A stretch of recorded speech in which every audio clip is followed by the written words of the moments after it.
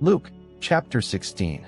He also said to his disciples, "There was a certain rich man who had a manager.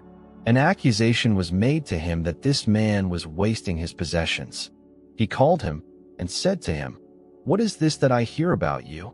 Give an accounting of your management, for you can no longer be manager.' The manager said within himself, 'What will I do, seeing that my Lord is taking away the management position from me? I don't have strength to dig. I am ashamed to beg. I know what I will do, so that when I am removed from management, they may receive me into their houses.' Calling each one of his Lord's debtors to him, he said to the first, 'How much do you owe to my Lord?' He said, 100 bateaux of oil. He said to him, 'Take your bill, and sit down quickly and write 50. Then he said to another, 'How much do you owe?' He said, 100 cores of wheat. He said to him, 'Take your bill and write 80. His Lord commended the dishonest manager because he had done wisely. For the children of this world are, in their own generation, wiser than the children of the light. I tell you, make for yourselves friends by means of unrighteous mammon, so that when you fail, they may receive you into the eternal tents. He who is faithful in a very little is faithful also in much. He who is dishonest in a very little is also dishonest in much. If therefore you have not been faithful in the unrighteous mammon, who will commit to your trust the true riches? If you have not been faithful in that which is another's, who will give you that which is your own?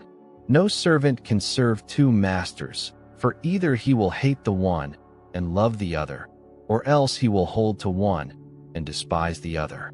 You aren't able to serve God and mammon." The Pharisees, who were lovers of money, also heard all these things, and they scoffed at him. He said to them, "You are those who justify yourselves in the sight of men, but God knows your hearts. For that which is exalted among men is an abomination in the sight of God. The law and the prophets were until John. From that time the good news of God's kingdom is preached, and everyone is forcing his way into it. But it is easier for heaven and earth to pass away than for one tiny stroke of a pen in the law to fall. Everyone who divorces his wife and marries another commits adultery. He who marries one who is divorced from a husband commits adultery. Now there was a certain rich man, and he was clothed in purple and fine linen, living in luxury every day. A certain beggar named Lazarus was taken to his gate, full of sores, and desiring to be fed with the crumbs that fell from the rich man's table. Yes, even the dogs came and licked his sores. The beggar died, and he was carried away by the angels to Abraham's bosom. The rich man also died and was buried. In Hades he lifted up his eyes, being in torment, and saw Abraham far off and Lazarus at his bosom.